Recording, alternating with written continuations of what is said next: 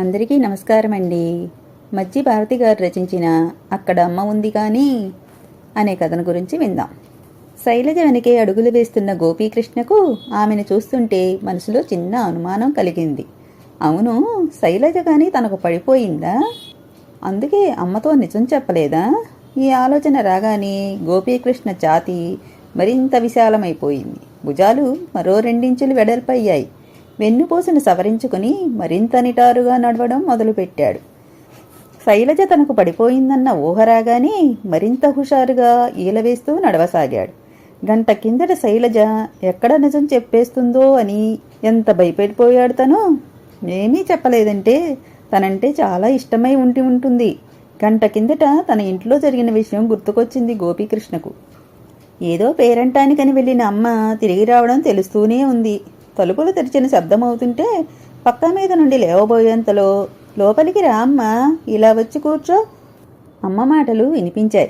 పేరెంటం నుండి వస్తూ అమ్మ ఎవరినో వెంట తీసుకువచ్చిందని తెలుస్తూనే ఉంది.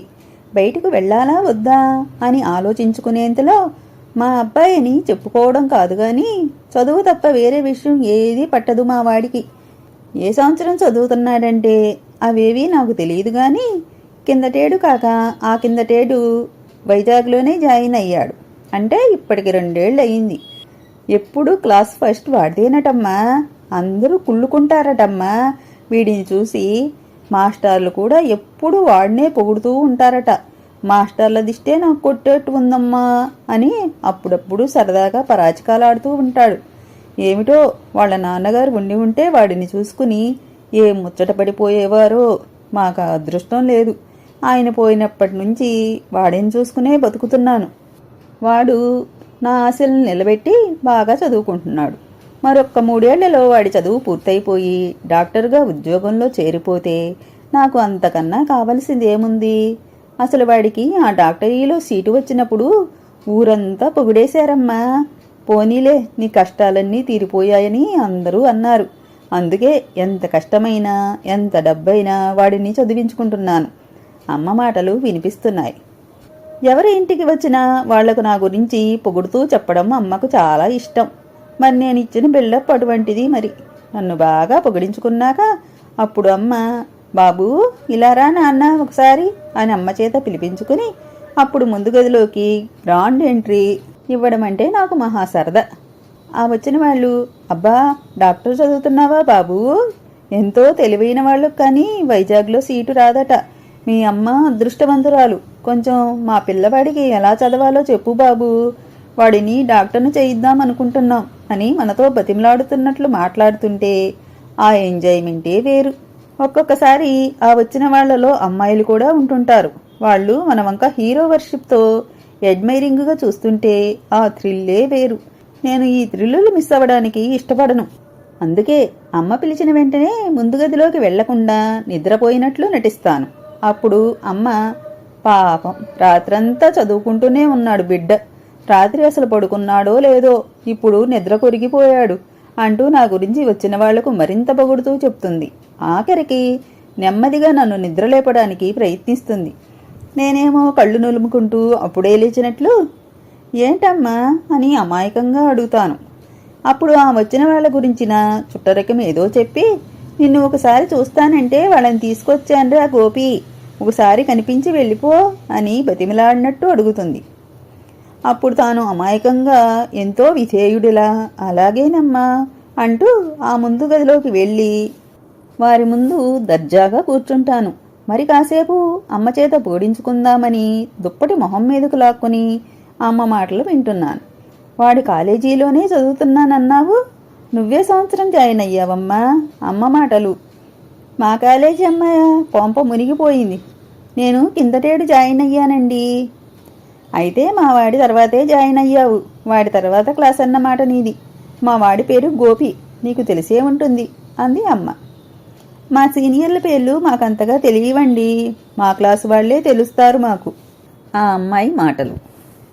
పోనీలే, ఇప్పుడు తెలుసుకుందువు గాని. నిన్ను ఇంటికి కూడా పిలవకపోతే అదేమిటమ్మా, మన ఊరు చుట్టం చూపుగా వచ్చిన మా కాలేజీ అమ్మాయిని మన ఇంటికి కూడా పిలవ్వా అని నన్ను దెబ్బలాడతాడమ్మా. వాడికి మర్యాదలవి చాలా ఎక్కువ. అంత చదువు ఉందని కొంచెం కూడా అహంకారం ఉండదు. ఆడపిల్లలంటే ఎంత మర్యాదిస్తాడో చెప్పలేం. ఆడపిల్లలను కన్నెత్తి కూడా చూడడు. నీతో చెప్పకూడదు గాని నువ్వు మా పిల్లలాగే అనిపించి చెప్పేస్తున్నాను, ఏమనుకోకు.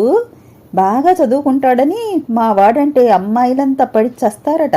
నీ కోడల్ని ఎంచుకోవాలంటే నాకు మా చెడ్డ చిక్కు వచ్చి పడుతుందమ్మా. ఎవరిని ఎంచుకుంటే ఎవరికి కోపం వస్తుందోనని అంటాడు సరదాగా. వాడిని చూశాక నువ్వు అంటావు, మీ అబ్బాయి చాలా మంచివాడండి అని చెప్తోంది అమ్మ. అమ్మో, అమ్మ మాటలకు అడ్డుకట్టవేయకపోతే లాభం లేదు.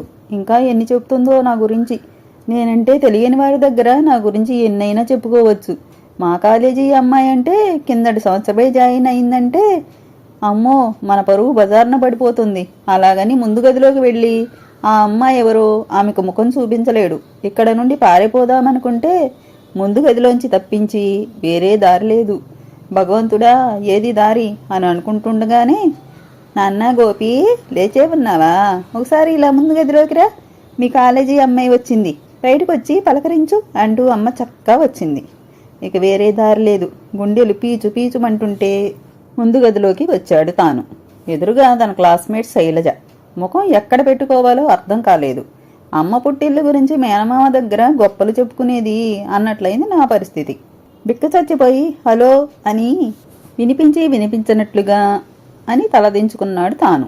అదంతా మర్యాదేనని అనుకుంటున్నది అమ్మ. శైలజ ఎక్కడ అమ్మకు నిజం చెప్పేస్తుందోనని తనకు ఒళ్ళంతా చెమటలు పడుతున్నాయి. తన గుండె శబ్దం తనకే వినిపిస్తోంది. అరిచేతులు అరికాళ్ళు చల్లబడిపోయాయి. అక్కడ అమ్మ ఉంది గాని లేకపోతే శైలజ కాళ్ళు పట్టుకునేవాడేమో తను నిజం చెప్పొద్దు అని. అమ్మ ఇదేదీ గ్రహించే స్థితిలో లేదు. తన దూరంలో తాను ఉంది. అమ్మా, మా అబ్బాయి తెలుసు కదా, కాలేజీలో చూసే ఉంటావు, బాగా చదువుకుంటాడు కదా, చాలా మంచివాడు కదా, అందరూ మెచ్చుకుంటారు కదా అమాయకంగా అడుగుతోంది అమ్మ. అవునండి, మీరన్నది నిజమే. తన వంక ఒక్కచూపు చూసి అంది శైలజ. ఆమె అలా అంటుందని ఎక్స్పెక్ట్ చేయలేదు తాను. ఆమె మాటతో 1000 ఏనుగుల బలం వచ్చినట్లయింది తనకు. జరిగిందంతా గుర్తుకు వచ్చింది గోపీకృష్ణకు. తన పక్కనే నడుస్తున్న శైలజ వైపు చూశాడు. ఆమె తల తిప్పకుండా ముందుకే చూస్తూ నడుస్తోంది. తన గురించి నిజం చెప్పలేదంటే ఆమె తనకు నిజంగా పడిపోయే ఉంటుంది. చదవడన్న మాటే గాని తనకేం తక్కువ, తెల్లగా పొడవుగా ఉంటాడు. ఇంకేం కావాలి అమ్మాయిలు ప్రేమించడానికి? ఈ ఆలోచన రాగానే ధైర్యంగా శైలజ వైపు తిరిగి, చాలా థ్యాంక్స్ అండి, నా పరువు నిలబెట్టారు అన్నాడు హుషారుగా. గోపీకృష్ణ మాటలు విన్న శైలజకు గత 2 గంటల నుండి జరిగిన విషయమంతా కళ్ల ముందు కదలాడింది. వదిన వాళ్ళ అన్నయ్య భార్య సీమంతానికి అమ్మ రావడం కుదరక ఎవరూ వెళ్ళకపోతే బాగుండదని తనను పంపించింది. ఫంక్షన్కి అటెండ్ అయ్యి వెంటనే వచ్చేదుగాని అంటూ. అక్కడ తను మెడిసిన్ చదువుతున్నానని తెలిసి ఇదిగో గోపీకృష్ణ వాళ్ళ అమ్మగారు బలవంతాన ఇంటికి తీసుకువచ్చారు. వాళ్ళింట్లో చూసే వరకు ఆ గోపీకృష్ణ ఎవరో తెలియదు తనకు జస్ట్ సీనియర్ అయ్యి బాగా చదువుకున్న అబ్బాయి ఎవరో తనకు తెలియకపోవడం ఏమిటి అని ఎంతో ఆలోచించింది తాను.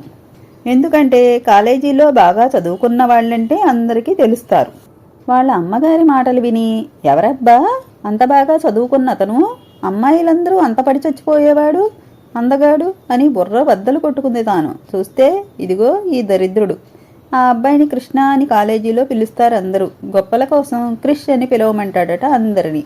తనకి 1 ఇయర్ సీనియర్ గాని ఫస్ట్ ఇయర్లో పరీక్ష పోయి సప్లిమెంటరీలో కూడా పాస్ అవ్వక మరలా తమ బ్యాచ్తో ఎగ్జామ్ రాశాడు. జూనియర్స్తో కలిసిపోయానన్న సిగ్గు లేదు. 1 సంవత్సరం పోయిందన్న బాధ లేదు. ఇప్పటికైనా బుద్ధి తెచ్చుకుని బాగా చదువుకోవాలన్న ఇంగిత జ్ఞానం కూడా లేదు. ఇలాగే ఉంటే 5 ఏళ్లు కాదు మరో 10 ఏళ్లైనా వీడు మెడికల్ కాలేజీని వదులుతాడా? డౌటే. చదవడం సంగతి పక్కన పెట్టు, అసలు క్లాసులకే సరిగ్గా రాడు. వస్తే అమ్మాయిల మీద వెధవ కామెంట్స్.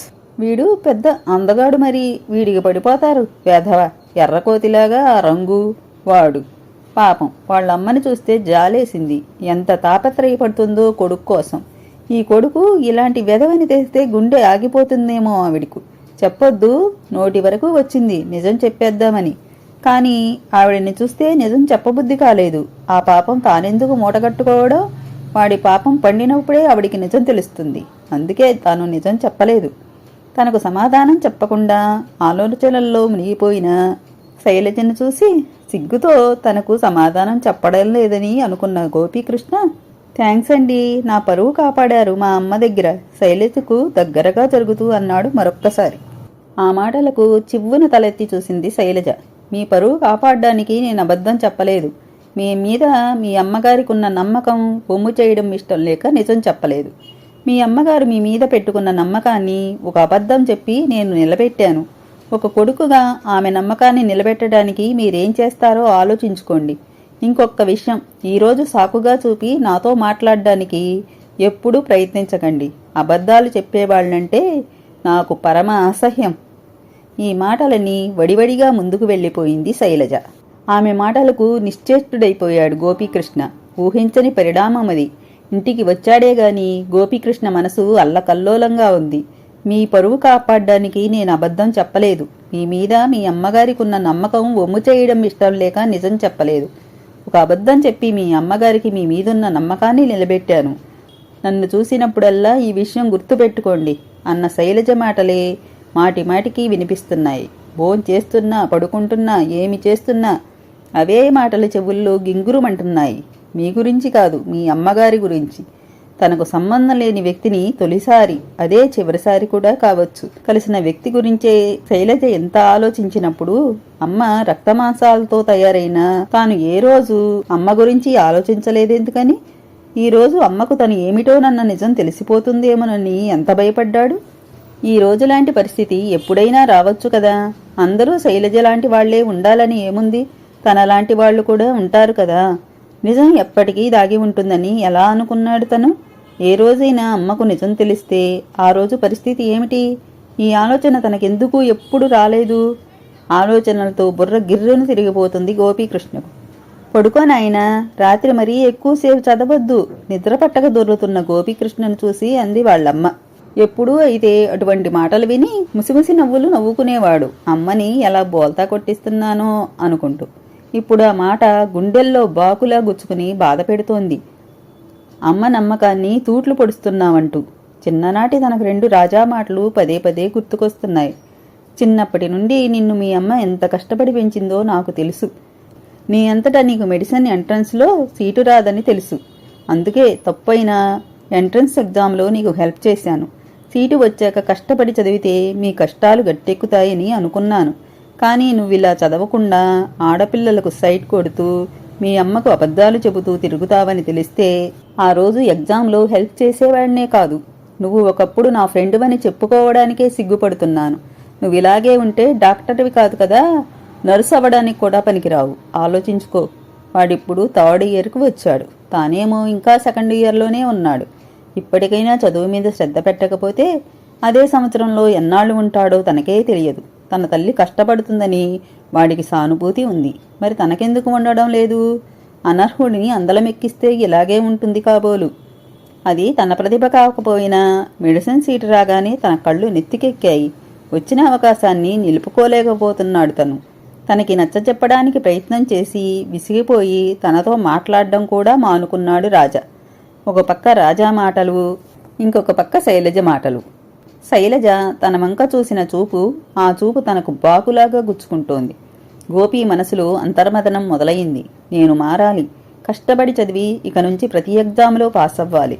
నేను తెలివైన వాడిననే నమ్మకాన్ని నిలబెట్టాలి. నా భవిష్యత్తును నేను నిలుపుకోవాలి. అమ్మ నమ్మకాన్ని ఒమ్ము కానీయను. బాగా చదువుకుంటాను. అమ్మకు మంచి పేరు తీసుకొస్తాను మనసులోనే గట్టిగా నిశ్చయించుకున్నాడు గోపీకృష్ణ.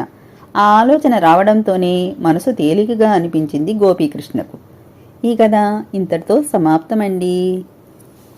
తిరిగి మరో మంచి కథతో మళ్ళీ కలుద్దాం. నా కథలు కానీ మీకు నచ్చినట్లయితే నా ఛానల్ను తప్పకుండా సబ్స్క్రైబ్ చేసుకోండి.